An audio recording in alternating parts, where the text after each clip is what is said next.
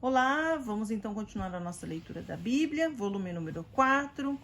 Estamos na história número 5, dentro do livro de Esther. Hoje nós vamos ver um pouquinho sobre o plano de Ramã. Então nós vimos já na Bíblia, no livro de Esther, que Esther significa estrela, que a rainha que estava no trono foi destronada, e por isso, que era Vasti, Esther foi a nova rainha escolhida, o rei se agraciou com ela. Depois houve então uma conspiração contra o rei, que o tio da Esther, o Mardoqueu, ajudou a salvar a vida do rei. E hoje nós vamos ver o plano de Ramã. O que será que é esse plano de Ramã? Passado algum tempo, o rei Xerxes nomeou um oficial chamado Ramã para ser o seu primeiro-ministro. Ramã era um homem inteligente, mas muito orgulhoso e cruel, um grande inimigo dos judeus, e a Esther era uma judia. Todos os oficiais de serviço no palácio real lhe prestavam homenagem, dobrando o joelho e inclinando-se diante dele, cumprindo ordens do rei. Só Mardoqueu não o fazia. A sua condição de judeu o impedia de prestar esse tipo de reverência a um homem como este, né? Que não gostava dos judeus. Os outros oficiais de serviço no palácio perguntavam-lhe várias vezes: por que você não obedece e se ajoelha? E ele só respondia: porque eu sou judeu. Como ele permanecia nessa atitude, um dia alguém o denunciou.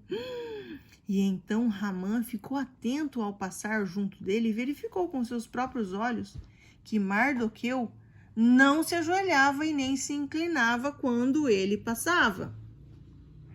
Furioso, ele perguntou quem ele era, e quando descobriu que se tratava de um judeu, ele decidiu se vingar, não apenas de Mardoqueu, mas como um plano em que pudesse destruir todos os judeus do império do rei Xerxes, e considerava-os todos seus inimigos. Para que seu plano desse certo, Ramã pediu ajuda dos sacerdotes pagãos, que lhes indicaram a melhor maneira de pôr em prática o seu plano de vingança. No dia 13 do 12º mês, mês de Adar, no nosso calendário é entre fevereiro e março. Depois, Ramã foi apresentar o seu plano a Xerxes, como sendo bom e muito vantajoso para o rei e para o país. Ele disse-lhe: entre os povos que compõem as províncias do reino da vossa majestade, há um que vive separado dos outros, que tem leis diferentes e não obedece às leis do reino. Não há interesse em tolerar essas pessoas. Se parecer bem a vossa majestade, decrete-se o seu extermínio. E ele se ofereceu, inclusive, para pagar todas as despesas. Ramã entregaria para o tesouro real mais de 300 toneladas de prata, para que se concretizassem rapidamente os seus planos. E isso prova que ele era um homem muito rico, poderoso e também determinado. O rei concordou e depois mandou que ele escrevesse o tal decreto e entregou-lhe o anel com que selava os seus próprios decretos. Deste modo, dava-lhe autoridade para fazer o que quisesse em nome do rei. E então Ramã convocou imediatamente os secretários do rei e ditou-lhes o decreto.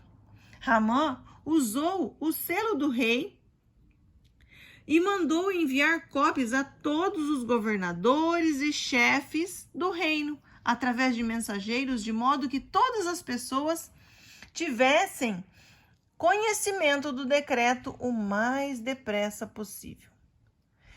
O decreto dizia que podiam matar todos os judeus, fossem crianças, jovens, adultos, e no dia 13 do 12º mês, o que podiam ficar com todos os seus bens,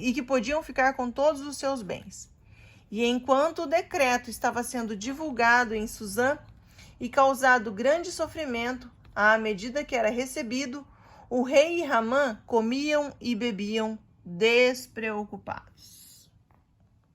E assim, então, nós conhecemos a história sobre o plano de Ramã. Vamos ver o que vai acontecer depois. Amém? Amém.